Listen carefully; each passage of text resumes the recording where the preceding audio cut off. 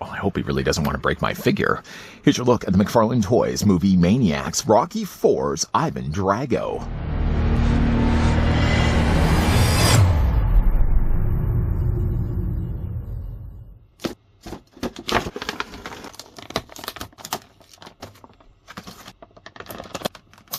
Rocky Balboa holds the World Heavyweight Championship, but a new challenger has stepped forward, Drago, a 6'4", 260-pound fighter who has the backing of the Soviet Union. This time, Rocky's training regimen takes him to Siberia, where he prepares for the globally televised match in the heart of Moscow.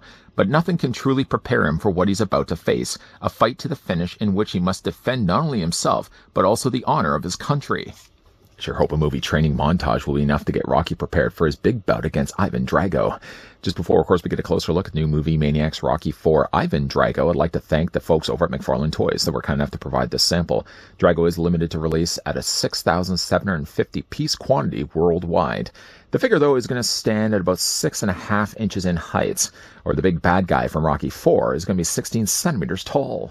At the time of this video, I don't have yet the Rocky IV Rocky, so we're going to bring in the original.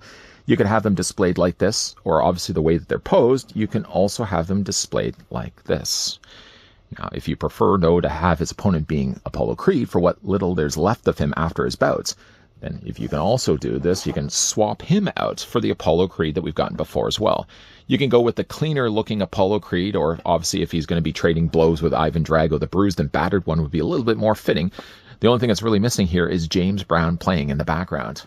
You will lose very little in the way of accessories. In fact, even inside the box is technically an accessory, because like with the other Rockies we've already had a look at, there is a cardboard back displayer card that you can actually put Ivan Drago in front of it. Now, the way they've designed this is the same way they've also designed the other movie Maniacs Rocky figures, that if you happen then to get Rocky IV's Rocky, the two rings will then connect, and it's not going to look as incomplete as it does right now. I think that's just a nice little touch. You don't have to necessarily use it, but if you have the space on your shelf, hey, why not? Let's just move this out of the way. The figure, as you've probably already noticed as well, does come include a little foil bag. Now, we have gotten instances of this in the past. I'm just going to reach off to the side and grab the little stickers. This is where we've come from. This is what we've have had so far. We've got a couple of little stickers. There's Mickey, a couple of those. We've got a couple of inspirational poster stickers. You can put those up also as well. And I also got this one. I actually, of the stickers we've gotten, this might be one of my favorites just because it kind of looks like just an advertisement poster for when Rocky's going to be coming to town. Just nice little stickers. So let's see what's going to be added to that. There is a perforation here on the side. I'm just going to pull this across. Zip. You don't have to necessarily make the noise while you're doing that. And let's see what stickers come along with Drago. Fitful stickers, I feel. I mean, you obviously got yourself a Versus poster. Drago would be on one side. If you had a sticker that would be similar to this, you'd have probably Rocky on the other side. And then we also got this one here, Ivan Drago. I really like that sticker quite a lot. This sticker is okay. I mean, you know, it's interesting enough. It has Ivan Drago's name, so you know who it belongs to right away. But I think that one, that's the money right there. I would love it even just if that was a larger poster I could put on my wall. I can add those to the rest of my stickers. The other thing that also comes included with Drago is he gets himself a trading card. Rocky, and Apollo for that matter, also came included with trading cards. This is Rocky, obviously. This is Ivan Drago. There's nothing really listed on the back, so if you want to know a little bit more about the characters, you're going to have to read it up online yourself. What you get instead is Certificate of Authenticity. Both of them do show, in this case, it's P1 for Rocky. There's P15 for Apollo. Ivan Drago should be over here. P1 for Ivan Drago. P15 for Rocky Balboa. Now, both of these can be displayed along with the characters. Luckily, though, is that they include these Versus stands. A little slot on the top. You're going to take yourself your card. And the card fits inside the groove like that, so you got your little self a standee. If you don't have it quite leveled, sometimes the card kind of wobbles back and forth. But you got a nice little way of displaying this. Ooh, I actually ended up taking Rocky's. Let's make sure we're not stealing anything from Rocky. There we go, put it down right there. The last thing that comes included with Ivan Drago is in fact an alternate head portrait. Rocky came with this. Apollo Creed did also come include that as well. Well, I guess not necessarily because like the Platinum editions and regular editions, two different versions of him. But yeah, they did have mix and match heads. Drago, though, I mean, it's really hard to see a character like this, bruised like this, because half the time he's just pummeling on his opponents. You can see he's got some swollen eyes, some blood trickling down the sides. I like that they at least include these extra heads. Although for me, at least, Drago I consider to be an unstoppable beast. This monster, this machine, I don't think I'm ever going to really have displayed with the battered looking face. But if you wanted to, it's just a case of popping the head off the peg. and then just take it. It's kind of just weird to see it like this because it looks like it's the lower half of his chin. But that just plugs in place. When you basically want to put it in, don't, like I did that earlier. I kind of pulled it up. Really, though, you want to kind of pull it forward. And when you're putting the head back in place where it belongs, you want to make sure it's also going in this way, not down. If you're putting it down, it's never going to get on there. You want to put it in from the front and sort of guide its way to the back. And that's what it looks like. Love the head sculpt, although, again, like looking at the two, I would have really preferred just to have the figure displayed with this. But you know what? There's a nudge in the direction that I need to probably get more than one of these, so I can have Drago with his two different distinct looks. And it's not even either case, too, where they just added like blood to the existing head. Obviously, he's got the crew top there, the top, and this one does have his hair a little bit more wet and kind of combed forward. Go ahead and remove the head right now. I see I did it again. Taking the head and wiggling it forward. Let's go ahead and put the head back in place. There we go. And let's just move the card out of the way because I feel like it's drawing attention from the camera. As for the rest of the figure's face, I mean, we've kind of already looked at it a little bit, but I feel like that's a good likeness to Dolph Lundgren. Obviously, Lundgren would then go on to do Master Universe. He's done Punisher. He's done a lot of movies as well, like even the Expendables, which happen to bring, of course, back, uniting them again, Sylvester Stallone. And apparently Sylvester Stallone and Ivan Drago sort of, well, Dolph Lundgren had a bit of a conflict behind the scenes. I think they've settled it since, but for a while, I think they weren't even talking to one another. The sculpting of the face is really quite good. The paint is good. The areas around the areas of the eyes, obviously, that would be a small thing to do with the paintbrush, and yet no real issues with the paint at all. I like the way they've sculpted and painted the eyebrows. He's got a little bit of teeth showing there in his mouth. Of course, as we move down, there's a lot of mass of muscle here going on for Drago. I don't know if I would say I really like the pose that they've given him because like the way they sculpted it looks like he's kind of just leaning forward a little bit. I mean, I can kind of know where the pose is supposed to be going. It looks like he's swinging back for a punch. But like the way that they've posed it, it sort of almost looks like even like the statue is a little bit leaning off the display stand. Speaking of stands, by the way, it happens to be still using the same display stand as the Rocky and the Apollo Creed. The only thing that's different, though, is that you can see, like, well, I wouldn't even say really for Rocky. Rocky's placement of his feet are in exactly the same spots.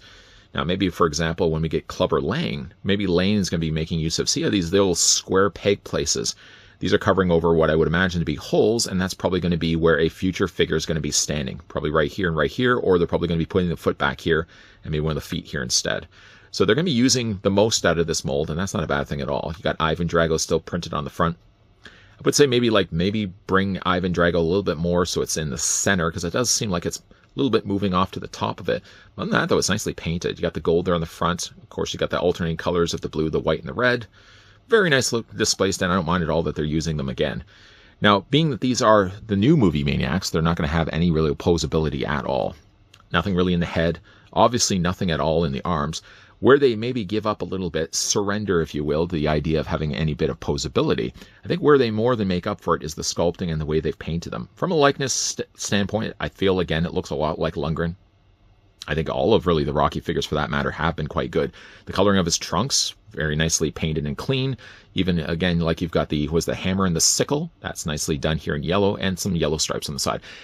The only other thing I would say is like the yellow stripes don't quite seem as bright as the stripe that he has in the band of his trunks. Other than that, though, like the red looks good. You got the little markings there on the sides of his glove as well. And some really bright boots there too, with a little striping of the yellow there as well. Like, it's a well-painted figure, even though some would maybe argue the point that it's not really necessarily a figure. It's more of a statue. Of course, bringing back in the other Rocky figures, still going to get my hands on that Rocky from Rocky 4, because it just seems a little out of place to be bringing in like a Rocky from the original movie. And of course, Apollo Creed. Apollo Creed might be just right now the stand-in opponent until I eventually get my hands on Rocky 4. So maybe right now, Rocky might be leaving the scene in favor of maybe Apollo Creed being displayed along with Ivan Drago. Well, we all sort of know maybe this is the better one. Is this the better one? We'll put in that one because, again, like his face is a little bit more banged up. For right now, that's going to be the way I'm going to display these guys on the shelf till eventually I get my hands on Rocky 4. Then he'll be the stand-in, obviously, once the towel's been thrown in. Oh, I guess the towel isn't thrown in. And that sort of then leaves Apollo Creed a little bit buried, literally in the ring and figuratively. Easily for me, Rocky 4 is my favorite of the film franchise. So to now finally have the final boss from that film is a perfect addition to the existing Rocky figures we've gotten so far from the movie Maniac line. Now, I know some have said that the problems with the movie Maniacs now is that the fact that they don't have any posability. I think by now I've kind of convinced myself that they're not necessarily replicating what they were doing in the past with Movie Maniacs, where you had limited levels of articulation, but the articulation was still there. Movie Maniacs now moved into the foray of being statues. And I think where they lack a bit in posability, they more than make up for it in the sculpting and the paint. From a likeness standpoint, as mentioned, I think it looks a lot like Lundgren. Now, the way they've posed it, though, I feel it works better if you have it angled sideways, as if he's trying to trade blows then with an opponent. If you're looking at it straight forward, one thing I feel that the pose kind of lets down a bit is it makes the statue look like it's leaning to the side. Again, if you have it displayed from the side with either Rocky or Apollo on the opposite, then I think it makes the statue work a little bit better. You know where he's going with this swing. Just with him not doing it yet, it does kind of off-kilter the balance of the look of the statue. The colors of the statue are bright and vibrant. The paint, again, handled cleanly and applied very nicely. There's no real areas, even like the smaller sickle and hammer. There's nothing on the figure that looks like the paint's been robbed a bit. The thing about it, though, is that, like with the other two, Rocky and Apollo, he does have a swappable head sculpt. I don't know why I kept thinking that Apollo didn't have it. Probably because, again, we looked at the regular release and the Platinum Edition. But so far up to this point, and I would imagine that'd be a trend that will continue, all of these Movie Maniac Rocky figures have come included with two alternate head sculpts. The cleaner look, the battered look, you can then choose for yourself which ones you want to display the figures with. I think for right now, I prefer the cleaner look to Drago. I don't think that that's going to change depending on what opponent he's currently facing. A big thank you once again to the folks over at McFarlane Toys that were kind enough to provide the sample of the brand new Movie Maniacs Rocky IV Ivan Drago that we had the chance to have a look at in this review. What do you guys think of this? And what are your feelings when it comes to Movie Maniacs? Do you mind at all the fact that they're more just statues than they are figures? Or do you wish that they could have gone back to the days of having more posability? Also, you can let me know, and I'm sure it's probably going to be quite obvious. Maybe not. Maybe some of you may surprise me. What's your favorite Rocky film? Let me know down below. Is it Rocky IV? I also really like Rocky III. Clubber Lang is... I don't think Clubber gets nearly enough credit for how bad he abused Rocky. But Rocky IV by far is my favorite of the franchise. If you guys did enjoy this video, do it a solid. Throw it a like. You guys want to stick around for more so? I hope so. Hit the subscribe, turn on that bell, and of course come back. As always, thanks for watching. See you guys next time.